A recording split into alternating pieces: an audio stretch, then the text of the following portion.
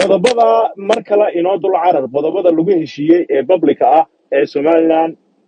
Jamhuuriyadda Somaliland iyo Jamhuuriyadda Taiwan amba Jamhuuriyadda China ee Taiwan loo yaqaano ay ku heshiiyeen maxay ka kooban yihiin halka one more time ku celi ninka la yiraahdo Fayso new qodobadu horta waa qodobo maxay ahayd toolay kuwo si official ah maxay ahayd toolay soo maray maaha Somaliland official channelska maxay ahayd laakiin waxay soo mareen maxay ahayd toolay leaks laakiin leaks la og yahay inay soo dhowyihiin saxaafadda soo mareen saxaafad fara badan baa qorayay marka shanta qodob ee ugu waaweyn waxa weeye in ciidan xeebeedda Somaliland iyo Taiwan ay iska kaashadaan tababarada kor u qaadiska iyo xirfad wadaagda khibradda iyo aqoonta dhinaca xeebaha oo basically yani qodobkaas wuxuu noqonayaa in maxay ahayd toolay tababar la siiyo ciidan maxay ahayd toolay Somaliland ay leedahay oo maxay ahayd toolay ama iyagu xaggaas ha tagaan ama maxay ahayd toolay advisories hadba sida loo yaqaano ha loo soo diro maxay ahayd toolay Somaliland waxaan tababarka ku qaataan ciidan fara badan oo ciidan xeebeed ah qodobka labaad Somaliland waxay heli doontaa fursado tababar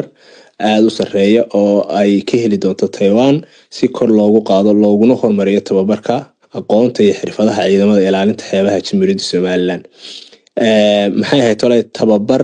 aad u sareeya oo ay ka heli doonto Taiwan anigu waxaan u tujuntay maadaama ay Taiwan ay ku qalabaysan tahay maxay ahayd toolay ciidamadeeda baddu navigeedu ay ku qalabaysan yihiin hub casriya maraakiib casriya iyo teknolojiyo 5th generation iyo 4th generation in maxay ahayd toolay tababarada laga qayb gelin doono ciidamada u soo socda Somaliland xeebaha waayo imka haddii aad aragtid ciidamada ay leedahay badda ay leedahay Somaliland runtii waa ciidamo dadaalaya laakiin qalabka ay wataan iyo teknolojiyada ay wataan ma aha mid maxay ahayd toolay maanta la jaan qaadaysa maxay ahayd toolay ciidamada badda ee adduunka intiisa kale qodobka saddexaad Jamhuuriyadda Somaliland iyo Taiwan waxay iska kaashan doonaan howlaha gurmadka badda loo yaqaano search and rescue haddii maxay ahayd toolay ay doon for example kulunto ama dad ay kulumaan ama doon badbaadin u baahan ama maxay ahayd toolay waxyaabo noocaas ah waxa weeye in ay kala qayb qaadato search and rescue maxay ahayd toolay taas macnaheedu ma tahay in ciidan personal ay joogi doonaan maxay ahayd toolay Somaliland qodobkan saddexaad haddii uu sidaa u dhigan yahay uu yahay jawaabtu dawaha oo qodobkan aaba sheegay inay waxa weeye kala qayb qaataan badbaadinta dadka ku dhibaataysan biyaha ay qodobka saddexaad leeyahay qodobka afaraad waxa weeye xoojinta iskaashiga amniga badda iyo la dagaalanka dambiyada ka dhaca badda waxay Taiwan ka caawin doontaa Somaliland ka hortagga iyo la dagaalanka burcadbadeeda kalluumaysiga sharci darrada ah iyo dambiyada kale ee badda ka dhaca qodobka afaraad runtii maxay ahayd toolay waxaaba ka hadlay madaxweynaha Cabdiraxmaan Ciro wuxuu yiri oo khudbad uu ka jeediyay baarlamaanka wuxuu ku sheegay in kalluumaysiga sharci darrada ah ee ka dhaca badeena inuu 5 jibaar uu ka badan yahay sanadkii qiimaha maxay ahayd toolay kalluunka laga dhaco sanad kasta budgetka Somaliland waxa lagu qiyaasay 500 milyan inuu yahay 5 jibaar hadii lagu dhufto waxay noqonaysaa 2.5 ay noqonaysaa billion oo maxay toolay sanad kasta laga xado badaha Somaliland qodobka shanaad waxay noqonaysaa iskaashiga dhanka qalabka iyo teknolojiyada badda Taiwan waxay ka caawinaysaa Jamhuuriyadda Somaliland dhinaca qalab iyo teknolojiyad la xiriira ilaalinta xeebaha sugitaanka amniga badda iyo waliba kormeerka badda saanigu waxa weeye bay ila tahay qodobka shanaad hadduu si u qoran yahay qalabaynta ciidamada oo ah inay qalabayso sugitaanka amniga badda oo maxay ahayd toolay ay waliba ay ku xusay teknolojiyad that means ma raadaar imaanaya ma maxay tahay ciidamo badda maxay toolay personal oo xagan imaanayo badda iyaguna raadaarada xagan kala soconaya imaanaya taas waa loo joogaa waan oran lahaa marka shanta qodob ee public disclosure lagu sameeyay public iyo social media horta intaas aan xagan aan ku hayo marka shantaa qodob dee qof kastaaba dhinacun ha u jiito. Marka kolley dad fara badan hadli maayaan oo xagga sare saaran waa dibiile iyo awliyo. Marka waa idinsi wadi karaa wax dhibaataan uu kuma qabo, laakiin maxay ahayd toole laga yaabaa inaan ka warqabin, laga yaabaa maxay ahayd toole inaan ka warqabtaan. Laakiin shanta qodob aan xaggan anigu aan idinku sheegay waa 5 qodob oo laga faalloon karo. Waxa jira maxay ahayd toolay dad fara badan dadku kala ra'yi duwanaan karaa. badanka maxay toolay tani waxa weeye waa hawl sidoo cagmadhiga uu sheegay waa hawl national security ah. Marka maxay ahayd toolay national security waxa weeye waa amniga guud. marka maxay ahayd toolay waxaan ka faalloon karnaa maxaa ay Somaliland ka faa'iidi kartaa waxyaabahan, maxaa ku khasaaraa qodobadan, maxay ahayd toolay in the long term waxyeelayn kara, maxay ahayd toolay waxyaabahaas oo dhan waxyaalo laga faalloon karo weeye. maxay ahayd toolay inagu laakiin maxaan ka faa'iideynaa haddii yani inaga waxa la yidhi imika wadan kasta waxa weeye markuu heshiis galay waxa weeye aniga way sid for me soo maaha. Marka adiga way sid for Somaliland heshiisyada noocan oo dhan aniga shakhsiyan haddii anigu aan ka hadlo oo heshiiskan waxa weeye waa heshiis aad maxay ahayd toolay u sareeya. waxa weeye waa heshiiskii koowaad baan oran karaa bilateral agreement ah oo maxay ahayd toolay si ku dhaca waliba aad heerkiisu sareeyo. maxay ahayd toolay wasiirka arrimaha dibadda maxay ahayd toolay Mr. Bakal waxa la kulmay madaxweynaha Taiwan waxa oo ah waliba maxay ahayd toolay ninka xisbiga hogaamiyihiisa isagu meeshiisa uu ku sheegay. waxa kaloo la kulmay wasiirka arrimaha dibadda kii soo dhaweeyna wuxuu ahaa deputy sidii anigu aan maxay ahayd toolay ka akhristay beeshiiska wuxuu ahaa deputy foreign minister. marka maxay ahayd toolay heshiiskan waxay la tahay heshiis horta in badan laga soo shaqeynay runtii. marka uma maleynay inay Taiwan oo kaliya ku jirto aniga in my opinion dawlado fara badan baa dawladda ka riixaya saan jecelahay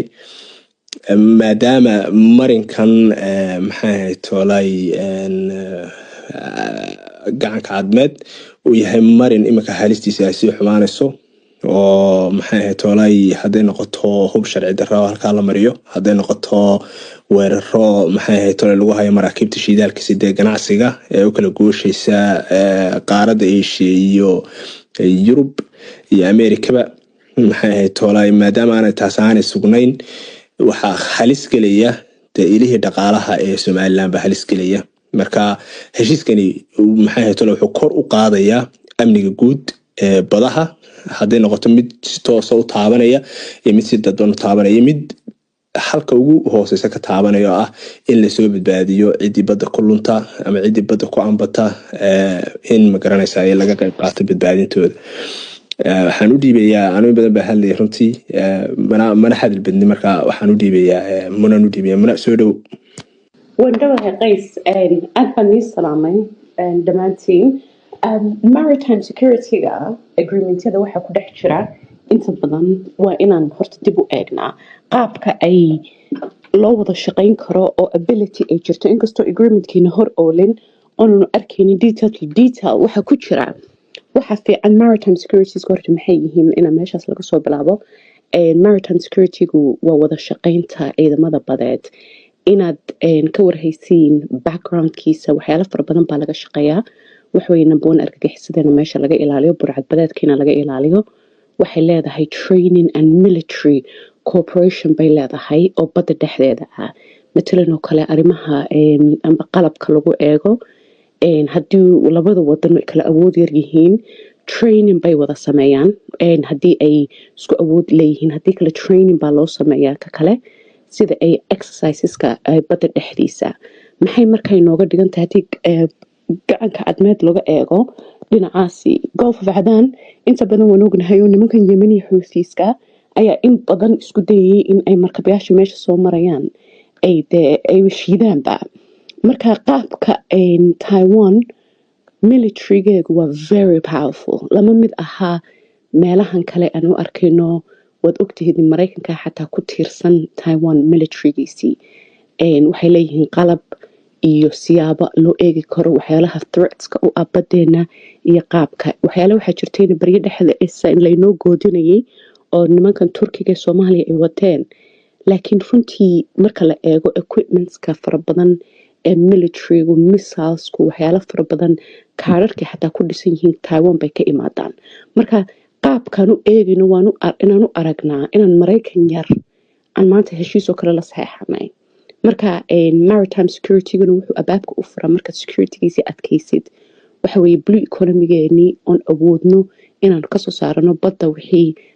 maxaan ku dhahdaa macdantii ku jirtay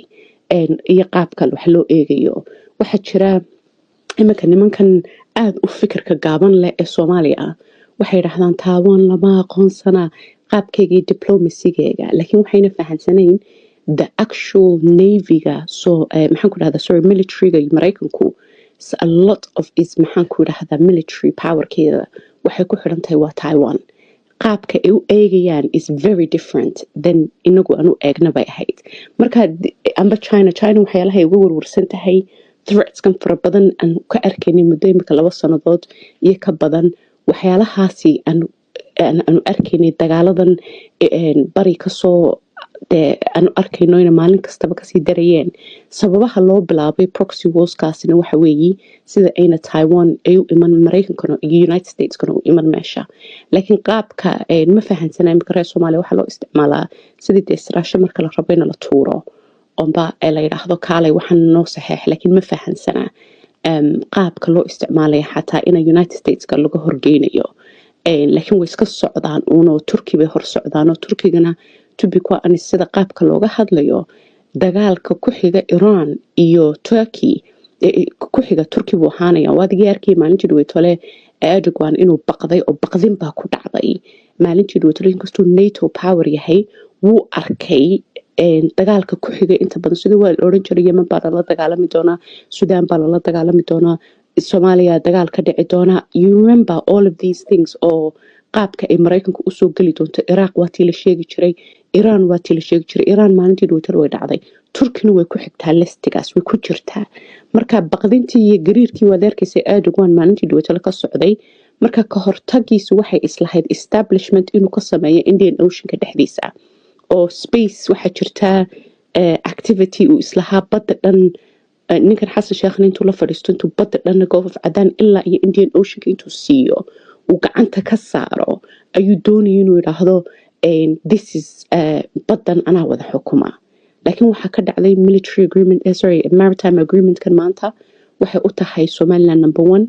inay u madax banaan tahay in ay number 1 another maxaan ku yiraahdaa signal ay siinaysaa adduunka inay u madax banaan tahay Gulf of Aden iyo gacanta ku haysato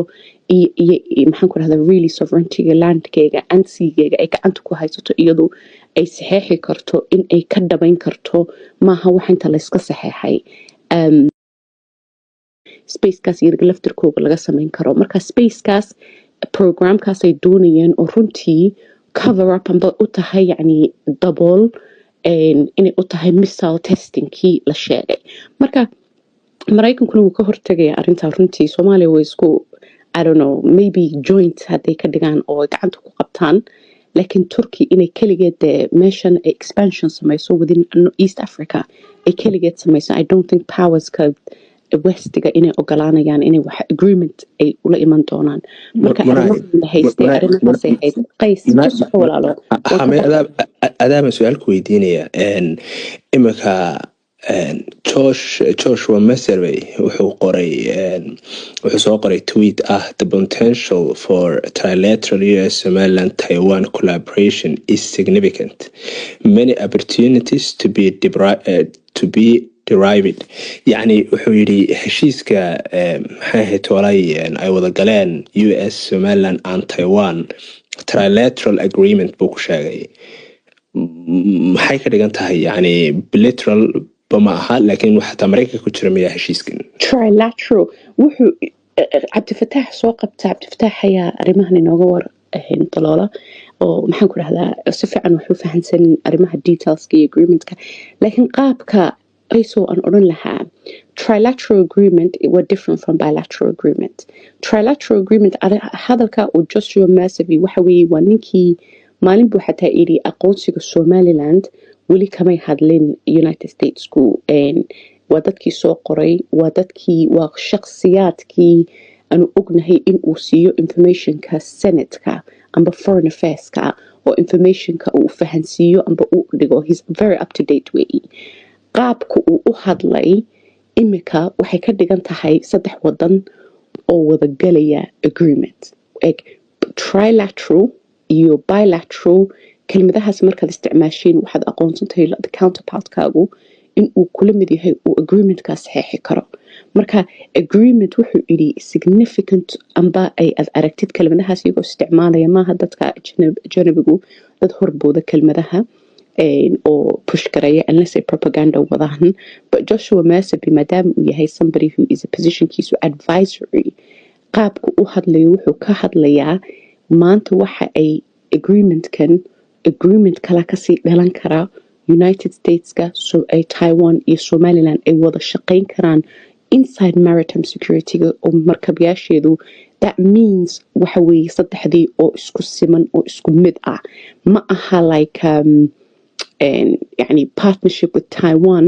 ayaan la sameynanaa oo matalan oo kale Somaliland baa dhinac ka dhaxlaysa trilateral waanu ognahay waa 3-way agreement waa 3 geesood waa heshiis 3 geesood qayso haddaan intaas su-aasha kaaga jawaabay hopefully cabdifataaxna soo qabta haddii uu maxaan ku idhahdaa joogo insha allah waad mahadsantahay soo dhawow awliyo in badan baad joogtay adaa ugu soo horeeya baan jeclahay marka cabdalla iyo khaliif waad mahadsantahay malay maqlaa horta si fiican aad iyo aad baan idin salaamayaa Mustafa Muna iyo Qays iyo asxaabta kale meesha ku jirta aad baan u salaamayaa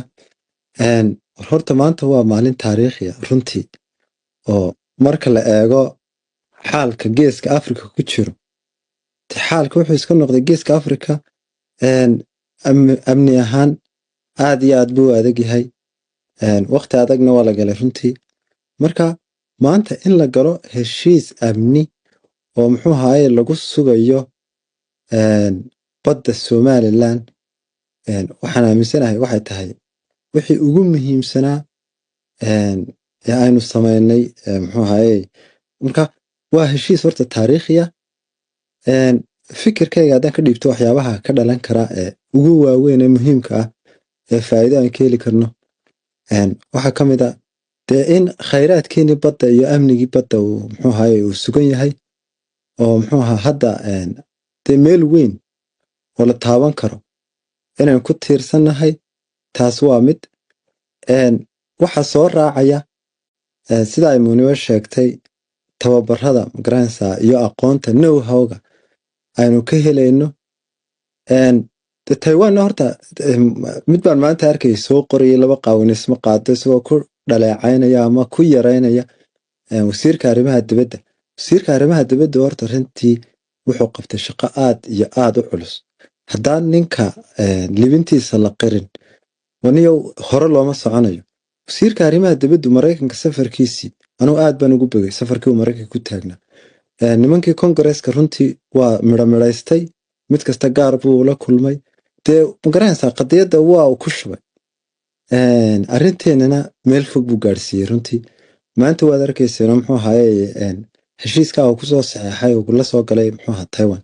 wuxuu ahaa heshiis aad iyo aad u muhiim u noqonaya oo tallaabo aad u weyn oo hore loogu qaaday marka waxaan rabaa Taiwan horta ciidankeedu marka la isku wada daro ilaa reserve-ka ilaa waxay ka badan yihiin 1.6 million yani wax magaranaysaa dadka qaarba Turkey meesha loo ordayay ama muxuu ahaayay Turkey waa 200 kun ka ciidankiisa oo dhan la isku daro marka Taiwan xagga badda